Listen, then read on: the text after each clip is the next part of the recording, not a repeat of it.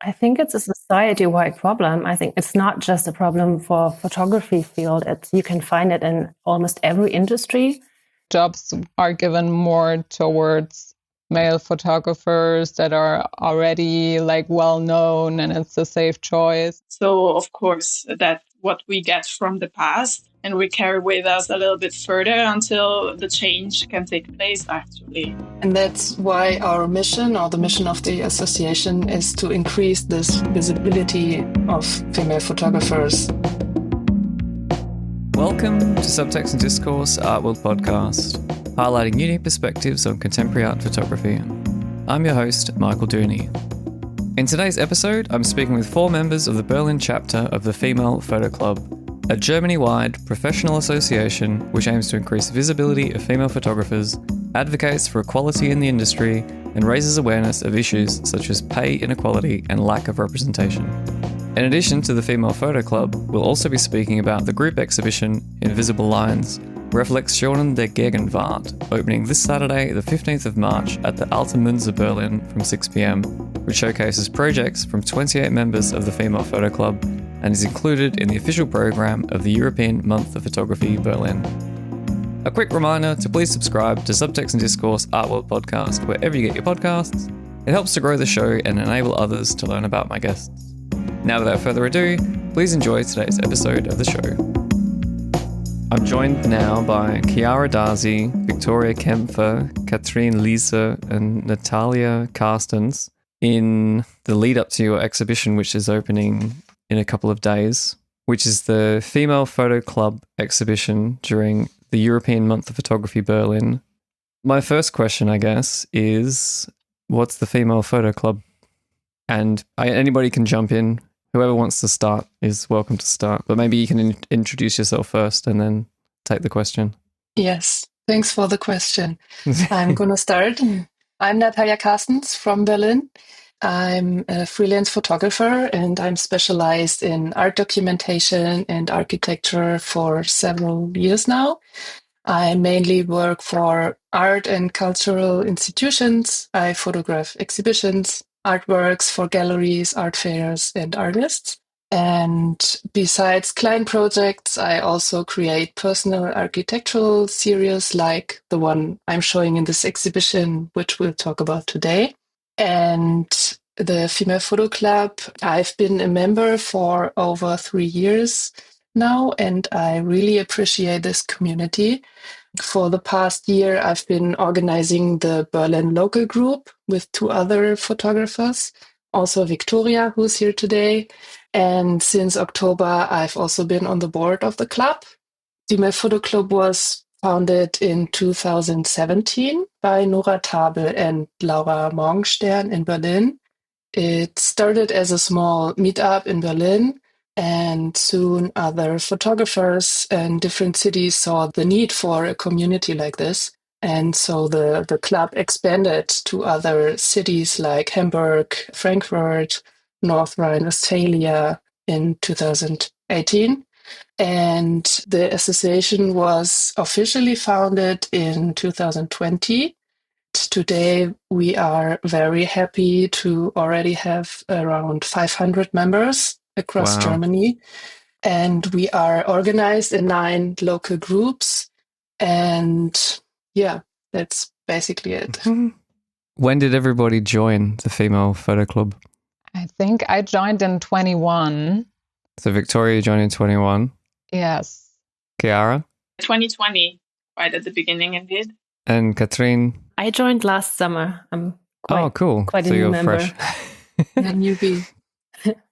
And what motivated you all to join the Female Photoclub? I think the main thing is the importance of the community, because the association create a safe space for professional female photographers and FLINTA people to connect and support each other. Oh, what's FLINTA? It means female, lesbian, intersex, non-binary, trans, and agender people. So it's a more inclusive term for not just women, but everyone who identifies as female, to be as inclusive as a club as possible. Why do you think there's a need for a female photography association? Katrine, I can see you putting your hand up. Yeah, I think I would also first introduce myself and then encourage Chiara and Victoria to also introduce herself.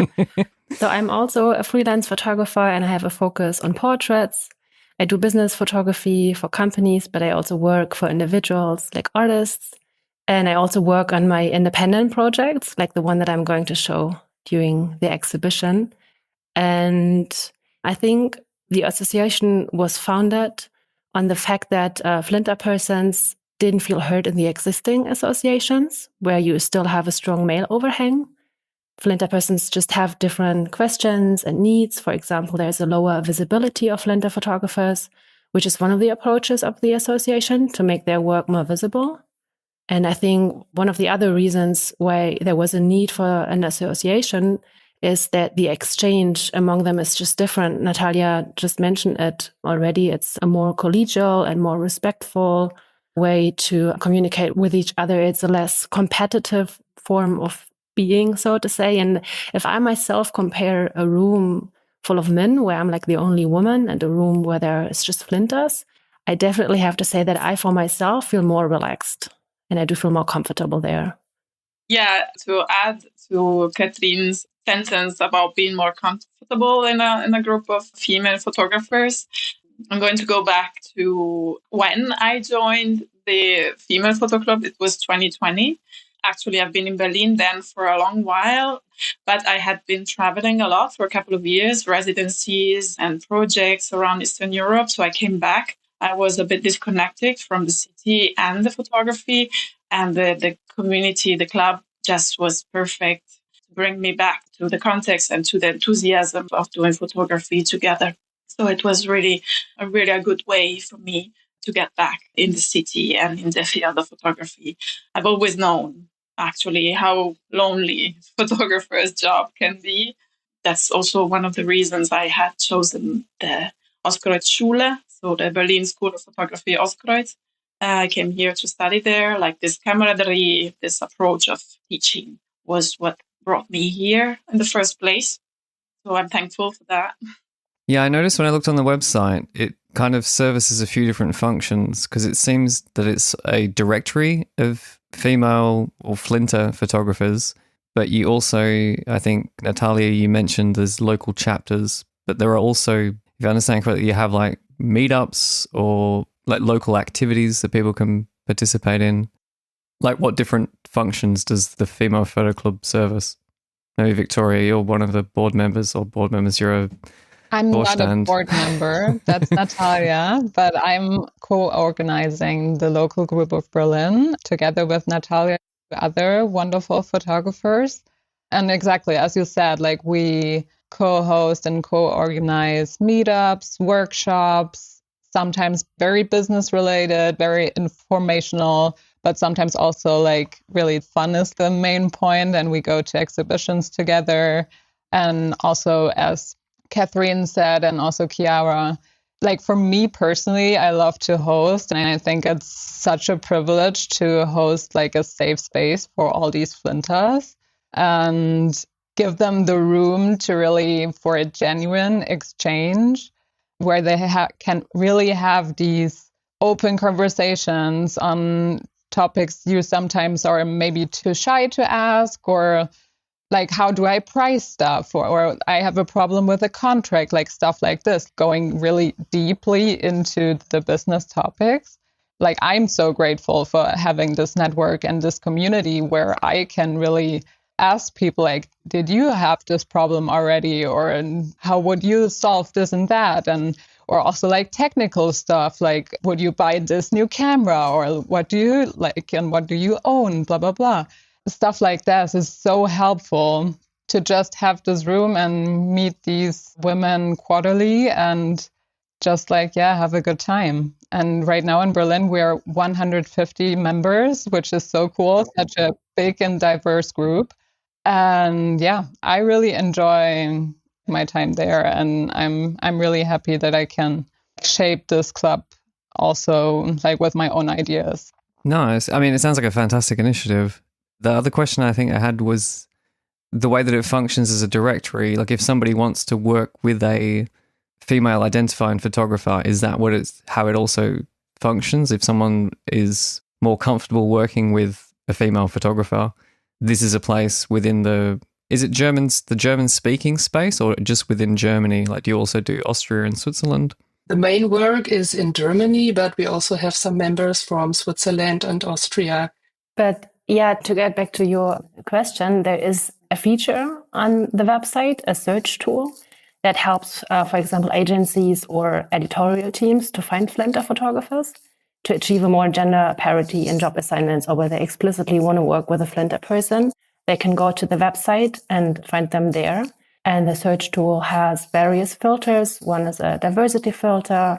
One is for the professional field in which a photographer works. And then there's also a filter for the region where photographers are based. Oh, nice. That's really good. Do you work with other organizations? Like, I'm a member of the DGBH, the Deutsche Gesellschaft for Photographers. Do you collaborate with the other associations and Vereins within Germany, or is it a very separated group? We do have collaborations, for instance, with the association Freelance. It's another association for professional photographers in Germany. For example, we created with them together the Parenthood Guide. It's a guide for self-employed photographers offering advice for managing freelancing and parenthood. It's a small booklet, and it helps photographers balance work and family life with tips and real-life experiences. And another example is also with Freelance. In 2022, we did a magazine analysis. It was also a collaboration, as I said. It shows that in German media scene, female photographers and illustrators are still underrepresented, especially when it comes to magazine covers, which are mostly designed by men. And Wow. A study of 72 magazines show that only 25% of covers were created by women. Crazy. Yeah. Why do you think that is? Because if I reflect on my own experience when I was running a gallery, I guess our mission was to have a minimum of 50-50, and we ended up having 70% female representation based on the work that we were picking. We weren't seeking out work by females, but it just so happened after the fact that, oh, look, we actually have more women on our roster. Why do you think let's say the mainstream, for want of a better word, is still a little bit behind when it comes to this kind of thing? I think it's a society-wide problem. I think it's not just a problem for photography field. You can find it in almost every industry, except the caretaking industry, where you definitely have a female overhang. It goes way back to the roots of our society and the way how we women perceive ourselves, but also how men perceive women. There's so many studies that show that people do not trust to give a woman projects where there's a high budget involved or where there's lots of responsibility involved. I think sometimes photography is still perceived as a technical job. And then you have this prejudice that women cannot deal with technology. And you have all these wrong assumptions about woman or FLINTA person, which puts them in this position. Yeah, at the same time, you mentioned an example, Katrin, you said in caring jobs. That's historically what women used to do. And beside the technical part, photography also is very demanding physically, for example, in many cases, depending on the field you work on. But we don't know what so many war photographers, travel photographers, it's very demanding, carrying stuff all the time. So, of course, that what we get from the past and we carry with us a little bit further until the change can take place, actually. And that's why our mission, or the mission of the association, is to increase this visibility of female photographers and to raise the awareness of the gender inequalities in the industry. I think sometimes also the problem is that, like in agencies, it's sometimes still like a boys' club. And I think with this context, jobs are given more towards male photographers that are already like well known, and it's a safe choice and everything. And I think that might be sometimes also the problem. Another aspect that I'm actually reminded is the fact that women tend less to stand up and raise voice, like things are changing, but you really have to fight for a spot in a context like photography many times. And that's more of a men's thing, or it has been. So we have been discussing to find ways to raise each other here in the Female Photo Club, to raise the voice without erasing others' voices. So yeah, we of course as female have to find ways to be heard too without being rude, maybe as I mean, I have one question that I think will lead into the exhibition. I've wondered this myself a lot, and I guess I'm posing this to the group as well. Do you think that there is a female aesthetic when it comes to how things are presented? Because before, when Natalia was talking about the magazine covers, and if people are thinking about how images are made, if they want a certain look or a style or a way of approaching a subject matter, do people look more for that before they look for a man doing those things? Or do they look for like a specific style? And in that respect, is there a style or an aesthetic or an approach that is more female-centric than male-centric?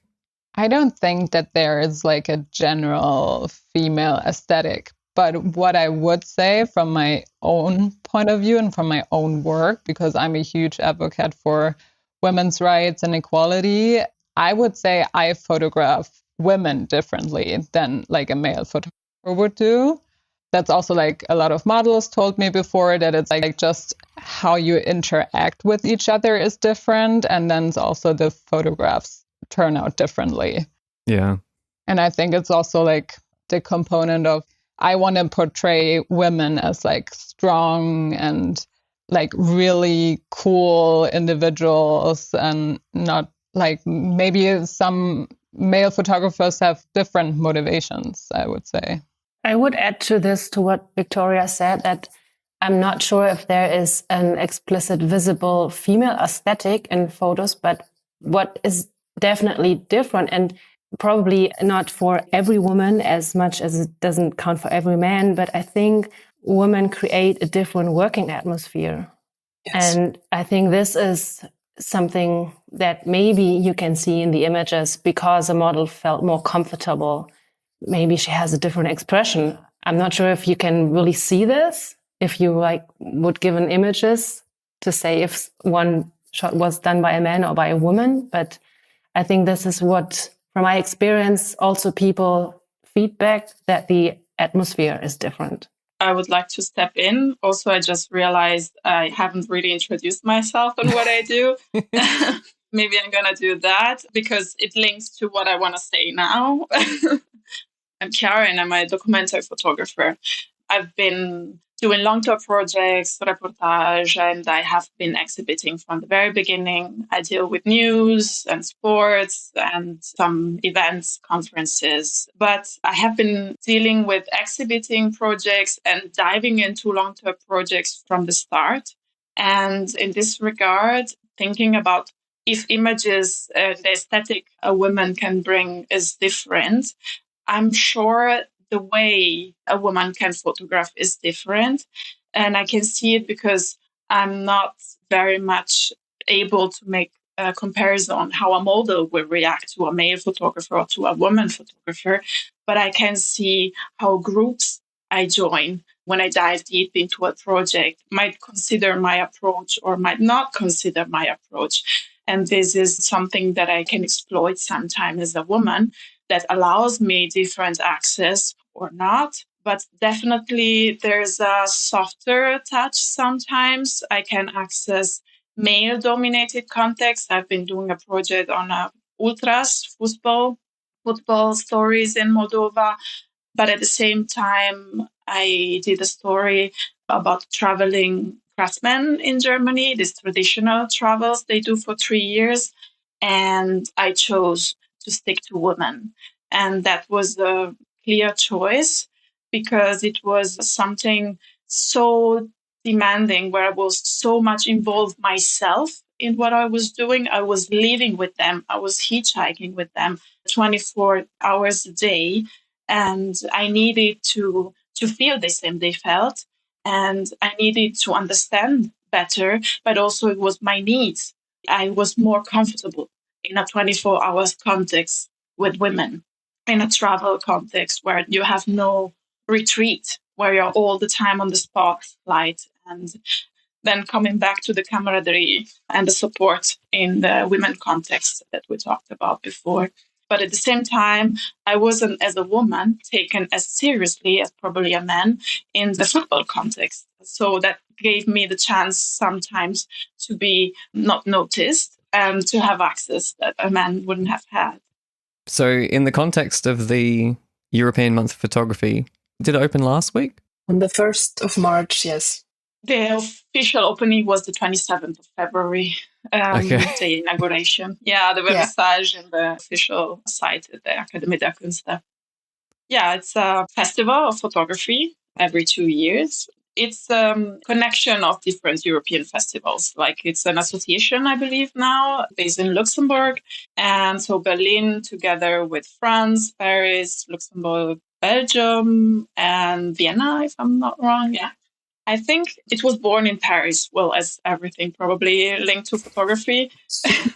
And I think I even remember I was in Paris actually in 2004 for a few years. And some institutions of photography put that into place to show together at the same time, choose a common idea, a common topic. And of course, the fact that more institutions, more places, galleries, museums, also independent places show photography brings more attention, but also a dialogue. It is also possible to confront, and on a European scale, of course, to network and connect and to give a wider stage to the exhibitions. I believe also there was, and that's the beauty of it, not only the official part, but it's also open to independent like us who has the chance to apply and participate. And it further develops the attention to the photography world. I believe there was even a festival in Paris. So it's not only the official, but there's also more happening on the side. So everyone is excited and involved. And I think this together at the same time is really exciting and brings more attention to photography. Yeah. So how did you, I guess there's a group of more than 500 members. How did you apply to be part of the Month of Photography? So this exhibition is actually only from the Berlin local group, where, as Victoria said, we are 150 members. But in this exhibition, there are 28 photographers now. Yeah. And about the process, we did an open call for the exhibition last year, and anyone interested could join as long as they help with the organization and their work fit the theme. The exhibitions are big group projects, and we organize everything ourselves. So it's very important that everyone is involved who will participate. There's always a theme, and the nationwide exhibitions also are usually curated. And this time we have fantastic support from the curator, Miriam Sluminski. Oh, cool. So you've done a curated exhibition. Yeah. You mentioned a theme. So what was the theme? Invisible Lines, Reflections on the Present, which is, of course, linked to the main topic of this year's Month of Photography in Berlin, which is what stands between us. I mean, we all feel these growing tensions in our society right now. All of the photographers that applied for the exhibition, there was a group within the group who came up with the overall theme, Invisible Lines, because all of the project kind of fit into this like growing tensions and subtle boundaries within our society. And we thought it's open enough because we are a very diverse group and it's so cool. I think it's the most beautiful thing within a group exhibition if it's super diverse still, but it all kind of fits under this umbrella theme. And so, yeah, we're really happy with the title. And I think everyone who will visit the exhibition will see what I mean. Like, it's a lot of different topics, but they still all fit the theme. It's kind of magic sometimes how like a project that either already existed or is going to be developed for the exhibition, how all these projects grow together and in some ways fit into the common line. I mean, I kind of was amazed myself that, actually it makes sense. And it's kind of interesting to find in a big group exhibition, you can think it's going to be chaotic or whatever, but no, we really worked towards the goal. And Miriam helped also in having a good functioning visualizing of the path through the exhibition. That was also very important, not only the content of each story, but also the way it is shown in the room and the space that we have available. Yeah, because I think when I saw there were 28 photographers included in the group show, I thought that's quite a challenge. Yes, it's a lot. It's definitely challenging, but also fun, I would say. And yeah, I totally agree with Chiara. Like Miriam helped so much finding like a really good flow through the room. So in the end, all makes sense. Because we have topics like identity, war, motherhood, like very diverse themes, and to bring all of these together within one big room, not so easy, sure. No. Oh, where's your venue? Where is the exhibition shown? We are exhibiting at the Alte Münze Berlin. I mean, it's a fantastic, renowned space, like in the middle of the city, which is cool. I mean, we all know, like, going to places in Berlin sometimes like takes a long time. So I think this is really accessible for everyone. Awesome. Is it the first time the group has done something at this scale? We had already an exhibition that was also part of the Month of Photography 2 years ago in 2023. We had a previous exhibition in 2021 that wasn't part of EMOP, Month of Photography, but it was the first exhibition that the Berlin group of the Female Photoclub realized together. Yeah, that was actually a spontaneous opportunity. I was back then, I had my atelier in an atelier house together with another association, Ateliers. We were in Schöneweide, and we had like a Zwischennutzung, like in between transformation of the area. We had this old industrial building available for our ateliers, but also there was a huge exhibition space with a few spots with rain inside, you know, the typical Berlin story. We made it new and nice. We had exhibitions there. And now, of course, the destiny is the one we all know. But we had a good time there. We could have exhibition in this huge space with light coming from the glasses above. And we had it available for our exhibitions for free on top of the ateliers. This is when I suggested the club members to show something together there. So we organized the first exhibitions, and the enthusiasm grew from there. I'm going to name here Anne Bart, who is one of the photographers who took place from the very beginning and whose enthusiasm and idea brought us to the next exhibition in 2023 and applying to be part of the Month of Photography. Yeah, I think this is really the cool thing about the club. Individuals like Chiara or Anna just bring in ideas to the whole group, and we can actually like benefit from each other's ideas. That is so beautiful. I would have never done an exhibition this scale by myself, and like I was also participating 2 years ago, 2023. That was like my first exhibition ever and was so exciting. And I was just like super grateful for all the knowledge and like the more experienced people giving like the infrastructure. And now this year I can already be like one of the more people that can give their knowledge further to like the other participants that never done exhibitions before. And this is really cool. Yeah, it's really nice. And I want to add something that it's not a Berlin thing to do these exhibitions, that other regional groups also organize their own exhibitions. This year, for example, there are big exhibitions planned in Munich and in Chemnitz as well. Oh, cool. I just think it's also really nice because people are always wondering, or I often get asked, how do I get my work shown? How can I meet the right people? It does seem like being a part of the photo club, you're meeting other photographers and you're meeting people that are exhibiting, and then you get the opportunity to exhibit, and then you're growing your circle of opportunities, really. Yeah, as I've been part of it from the beginning, I can really see how people have grown. And that's the good part of it. Like I was, for example, as a photographer, more into documentary and more into the artistic part in a way.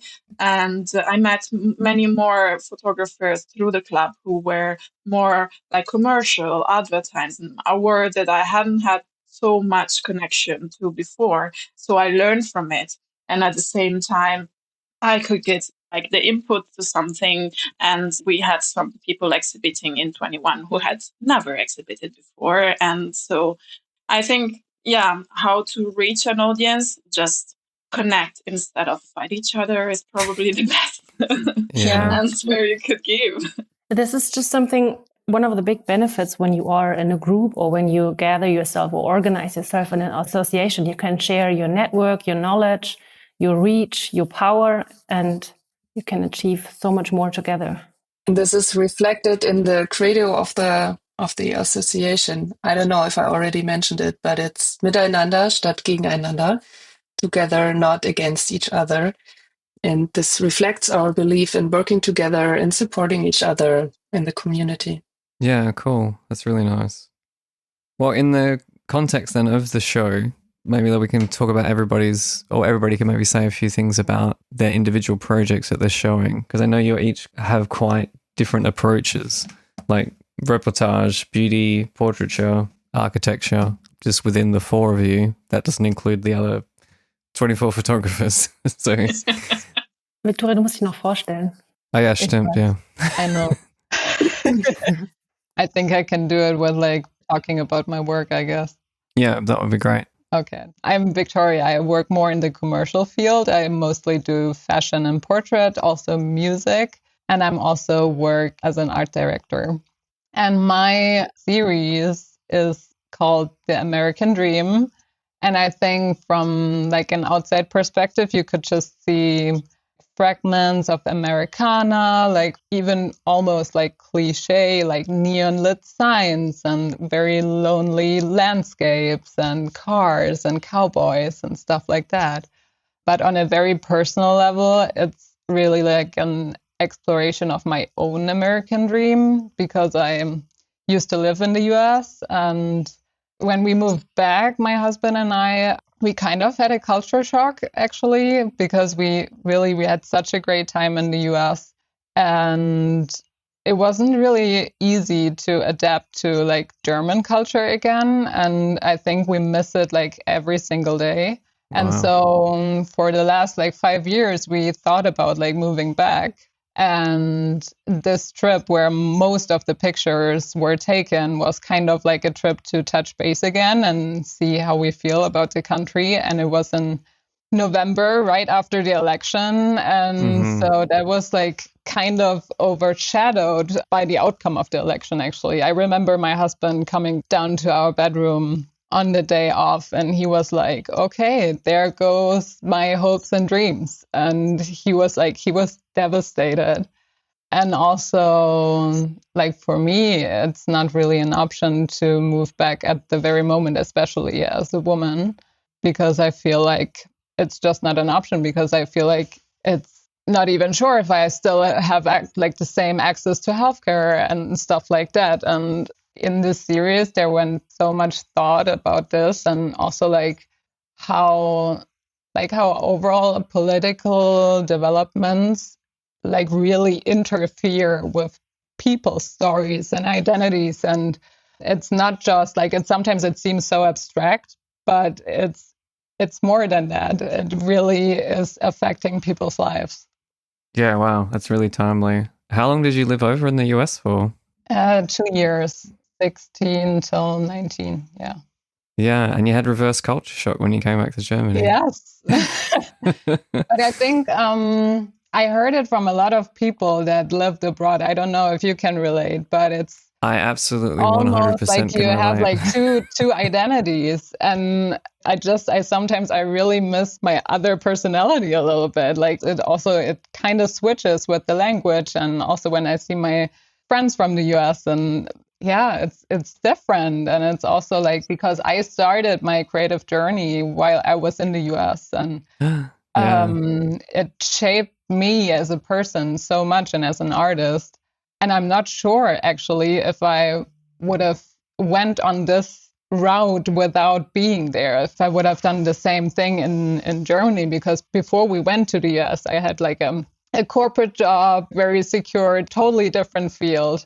And this like just do it mentality really pushed me to like think like outside the box and really follow my dreams and my aspirations. And I got so much support in the US. And I think that's also like sometimes the thing that I miss the most, because like Germans are so focused on like security and everything that's sometimes really hard to navigate, especially as a freelancer. Like sometimes it gets like really lonely and scary. I think that's also the part where I like, when I found the Female Photo Club, I was like, okay, that's exactly what I need, because I need this room where I can also get like reassurance and also like motivation, and we motivate each other and have this community feeling also, like I felt in the US, also back in Germany. So yeah, that was like my main motivation why I joined, actually. Yeah, that's really nice that you kind of found your tribe coming back and having that supportive group. Yeah, like-minded really people is I think, yeah, they're hard to find. Yeah. Does anyone want to volunteer to go next? You can go. My series is entitled Gazing Woman, and I photograph people as objects of sexual desire in self-determined portraits. And before I would photograph them, I would ask them questions like, do you like to be in the role of an object of sexual desire? Do you feel comfortable in that role? How would you show yourself? And how do you look when you find yourself attractive? And people answered non-verbally to me in front of my camera. They would choose their pose, their clothes. Some were completely naked, some were completely dressed. And they also chose the perspective of my camera. And the series is a response to the male gaze. And to get back to one of your earlier questions, if there's a difference between the visual aesthetic between female and male photography, maybe this could be an answer. I will shortly explain the term male gaze because it's not familiar to everyone. It was first coined in the 1970s, and it describes the act of depicting women in the visual art from a masculine heterosexual perspective, so that women become objects of sexual desire for the pleasure of the male viewer. And my attempt was to add sensual sexual depictions from an explicitly female perspective, meaning above all that I would involve the people in the process and gave them a say about their own self-staging. I'm somewhat familiar with this because I did see your work when we met in summer last year. Yes, exactly. I had one picture done by then. Yeah, and I remember you were starting the series. Have you seen work by other women photographers that do quite hypersexualized imagery as women, and how that compares to the work of male photographers in how you've approached the quote female gaze? My starting point wasn't quite that much how other photographers or female photographers dealt with this topic. I rather focused on the process itself to integrate the people photographed in the process. And like I was really open and excited to see what comes out of it. Yeah. So for me, the process was the most essential key of this project, that I wasn't so interested in how others would solve it, but just to see what comes out of this project. And I have dealt with this topic of depiction of women in other scenarios and in other projects, which were not photographic. So I already felt like I dealt with the topic in different situations, that I felt like I was already equipped with knowledge and with a background to do this. Because do you think there is a difference with how the female gaze or how women view sexuality? Because when you were speaking before, I immediately thought of Robert Mapplethorpe's images, and he was obviously a gay male photographer, and his photographs of other men are from the point of view of a man sexualizing other men. So his photographs of men are quite different from heterosexual men portraying men, and men approach sexuality and all that kind of thing in a much different way. How have your images appeared aesthetically different, do you feel? Or how have other people responded to them?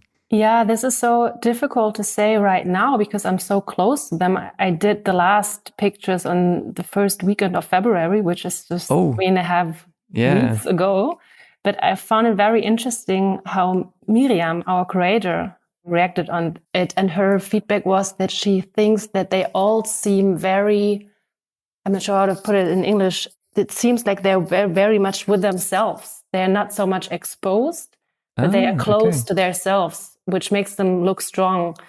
And this is something that I was really happy when she said this, because this is definitely something I like to hear about the work, I would say. Because I think when you see male gaze, let it be in photography or in movies or music videos or advertisement, women seem pretty much exposed in an inconvenient way. And since we had this Me Too debate, we know that abuse of power is also part of the male gaze. It's an invisible part, but it's an existing part of the male gaze. And so for me, it was also important to create this safe space and to meet the people on an eye-to-eye level and to really let them have the say about their self-staging.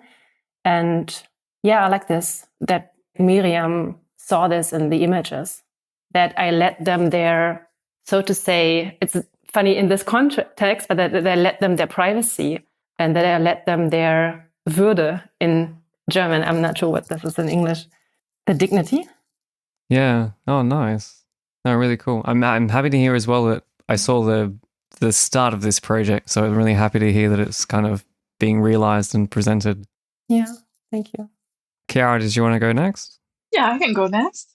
For the exhibition, I actually finally decided to go back to Moldova. The Republic of Moldova is a country I have spent months and months.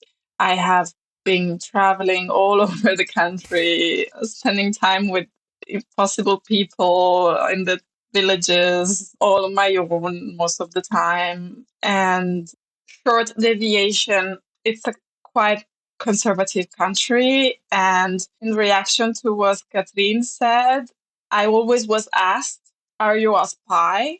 And if you are married. So a spy, because they're not used to. So I let the spy thing go, but are you married was following me in every context. Like a woman traveling alone is not something people there were used to, generally in Eastern Europe. So I took that, and then after a while I started doing portraits of men I actually found attractive, and I was really enjoying directing them in the shooting. So I was finally taking back the power in that context and shooting those portraits. But that's another story. So I haven't been in Moldova for a few years, actually, since the country has been in the spotlight due to the conflict in the neighboring country.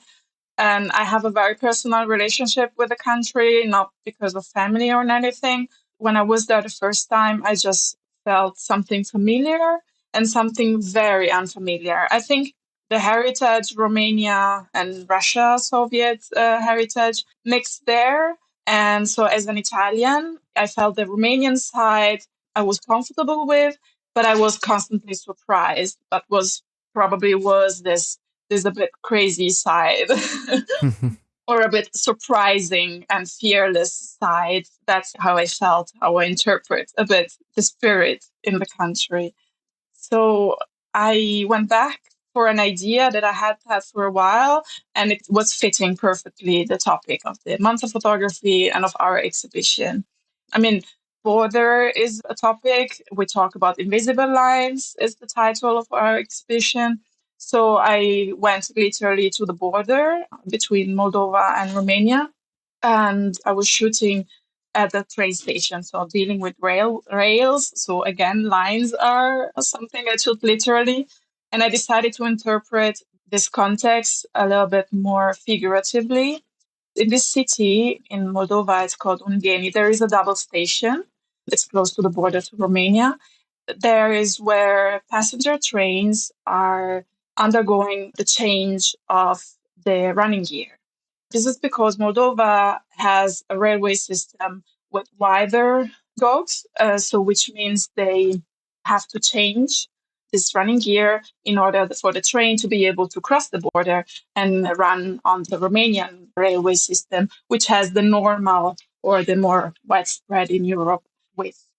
So I went there to photograph this process, which shows for me in a symbolic way the history of this place, which has been and still is torn between these two sides, between the Soviet heritage, Russia and Europe. And nothing has changed since 25 years, 35 years. Nothing is new. It's really difficult. There is no solution because they have been in between for a while. But what is important to me is that I went to photograph this process of changing, which is done by this worker. Because most of the time when it's about politics or the destiny of a country, we kind of forget about what's doing that to the people. It was also very important to me to be close to a reality and close to the people who do this symbolically and not symbolical change of the running gear. Maybe I can jump in. I mean, what this works beautifully shows is that those both railway track systems are actually incompatible. I mean, you have the two railway track systems clashing together at the border and they don't work. They're not compatible and you need those people to change the gear so that the trains can pass the border, which is kind of sadly a symbolic visualization of those two mentalities, but it's definitely a good one. Oh, that they're incompatible. Mm-hmm. Or not. The fact is there are differences and there are solutions maybe sometimes to make this difference work. To overcome them, and they definitely do so. Yeah, exactly. On a side note about the effects of difficulties and the situation of the country, those workers haven't been paid for months and months because of the condition of the railway in Moldova and all the effects of the conflicts and not. It's a dramatic situation. And yeah, it was important for me to be there. It's important for me to show also and talk about it. It has many levels, the project, and all the personal importance that it has to me because of the connection to the country. Yeah, wow. No, that sounds really good. Natalie, did you want to say a few words about your project? Yes, sure. My series is called Zwischenraeume, Perspektiven, einer Realitaet. In English, it's in between spaces, perspectives of a reality. And it's an architectural project where I explore urban spaces in Paris and Berlin.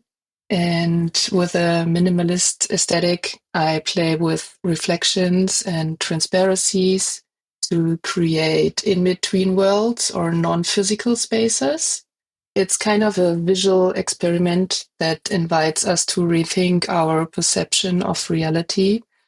And metaphorically, it's about the individual realities we all live in and what separates us on the one hand, but also on the other hand, what can connect us when we become more aware of it.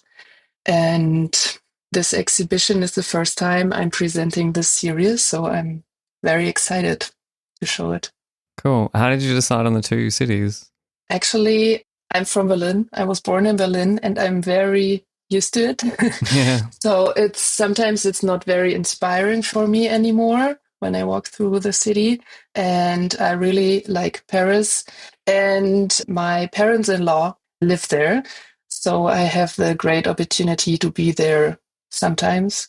I really like it. And yeah, it's more inspiring to me to walk through the cities and to explore everything and the architecture. Yeah, it'd be nice to see the contrast between the two metropoles. Yeah. Because there are so many other photographers in the exhibition, I thought maybe it's only fair to ask, are there any projects that any of the four of you are looking forward to seeing or you are excited about? I'm really excited to see the work from Isabell Kessler, Mommy, Where Do We Come From? It's a series that depicts pregnant women in a non-romanticizing way. And actually in the exhibition venue, her work will be exactly next to mine. And I love this idea that both our work show female bodies, but in such a different way. Mm. Yeah, and I think the beauty of our group exhibition is like the variety of themes that are covered. Yeah, that everyone, I think if you're interested in photography, and you'll find a project you'll like. I'm very sure of that. I'm going to go next. I actually have opened the website because the title is really difficult, so I have to read it. The story I'm looking forward to see is the one from Ana Maria Sales Prado. The title is "It is the aura of my fingers that sees the egg." Now you understand what I had to read it, but it's about... As she puts it, is her way to create irritation and try with counter narratives to defeat the stereotypes. It's about identity and being from somewhere else. And I'm curious to see how she solved this issue, or how she is gonna be able to surprise me, or if I'm gonna be able to find stereotypes or not. How me, with my origins, I'm gonna read those. Yeah, that's gonna be interesting. Yeah, definitely. So we're recording today on Sunday the 9th, and the show opens on Saturday the 15th, so very soon. How much more work do you have to do? A lot. No, yeah. Like jokes aside, but yeah, now the exciting part is happening for me, at least, because you put so much effort into an exhibition and so much thought into all the planning, all the details. And like I myself, I am already dreaming of like how to hang stuff and how, like the technical stuff and so on. And now it's really the exciting part to see everything comes to life, basically, because it's magic. I think Chiara used that word in another question. I think it's really a magical experience to see your work coming to life in an exhibition space, how you like pictured it in your mind or like on the computer and you planned it, and then it's really happening. It's so exciting. I'm super excited and a bit nervous because I'm still waiting for my final prints and we start hanging on Wednesday. But that's just the usual chaos before an exhibition. You probably know that. Yes, I do.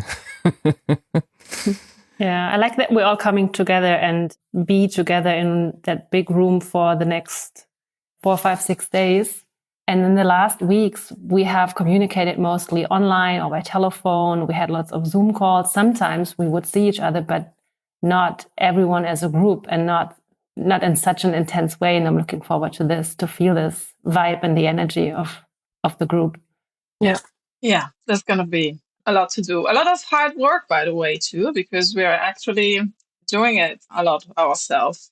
So we have to learn a lot of technical stuff. We have to make choices, paint the wall in the color that I decided for. And yeah, it's... okay. Yeah. It's not just hanging, it's the lots, okay. Mm-hmm. Yeah, we have to set up a bar. How long is the exhibition up for? Not very long. Not very but long. Enough.